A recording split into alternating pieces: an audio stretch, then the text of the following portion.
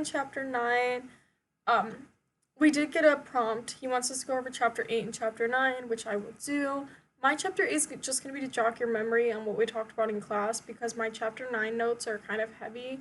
And I want to go over definitions and interdeterminacy and canons, which were like the main importance I felt from the chapter that I thought might help you because I know we did not have an in-person class, but rather videos to watch, which sometimes can be hard for some people to learn, which I know this is a video, but I still hope that the way I lay it out helps you.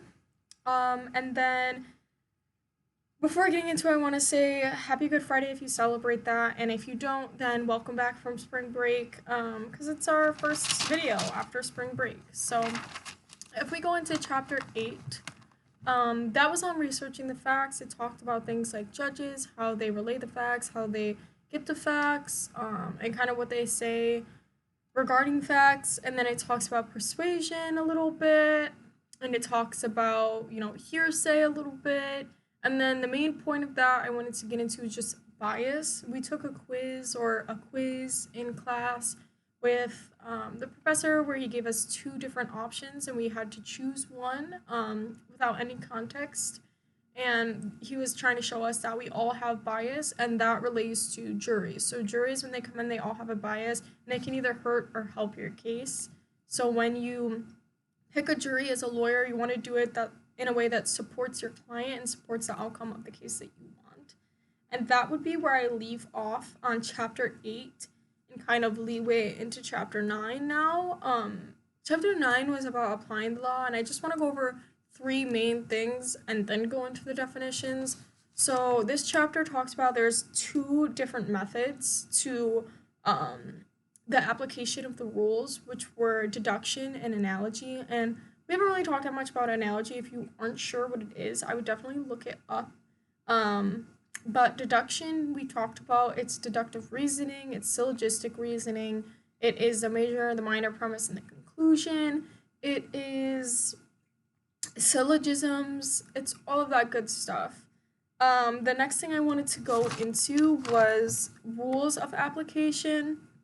They rely on logic, deduction, and analogy, and its focus is on the language of the law and how consistent the law is, which I thought was really important to just kind of make note of. And then on top of that, that lawyers compare facts of the case to factual predicates of a rule to see if they match, which I also thought was super important. And then let's get into the definitions, just because there's a lot to go over. So I had two definitions here, which were orthodox theory and competing theory, which are like flip-flops of the other, kind of, so that's why I wrote them down. So orthodox theory is where judges primarily apply rules, but they can turn to policies, but they do this only in hard cases where they need to resolve uncertainty. And then the competing theory, or legal realism, is where judges intuit the best result based on the policy first, and then they use rules to justify that result. So I just thought that was interesting, and those were two that kind of stood out to me that I felt like I might have to write down to remember.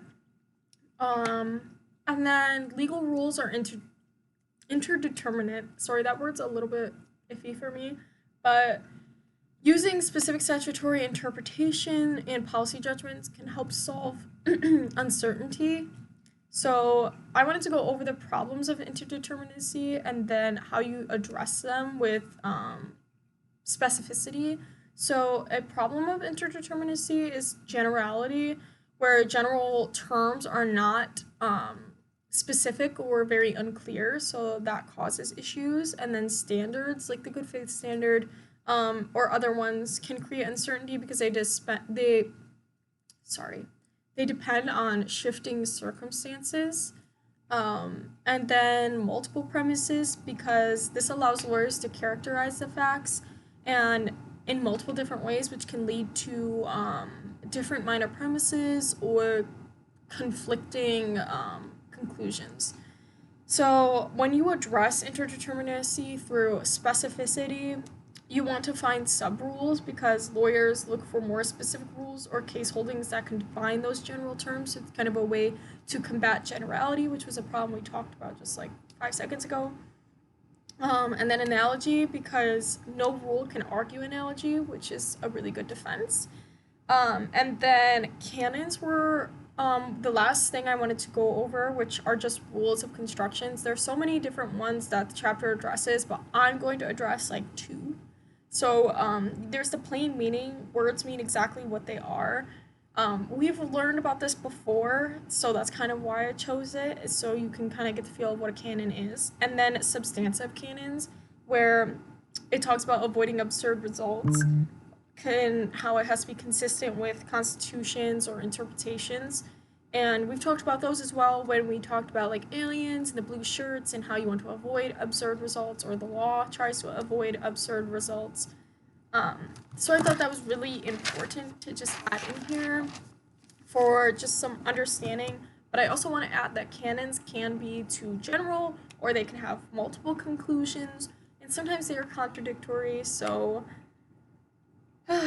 that's just where I'm going to leave you guys. I'm sorry. I hope it helped. This was a really big and confusing chapter, but I'm going to leave you here because my time is up. I hope you guys have a good weekend, and bye.